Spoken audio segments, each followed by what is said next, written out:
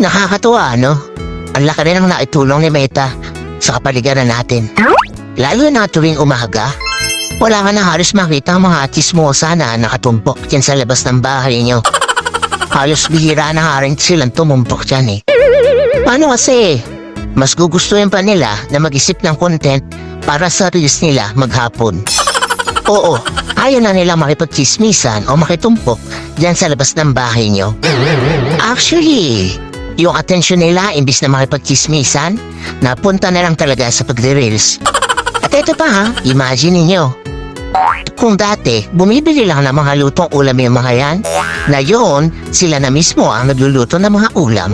At kahit pritong itlog, inire-reels pa. Ganon kahusay si Meta. At ito ang pinakamalupit.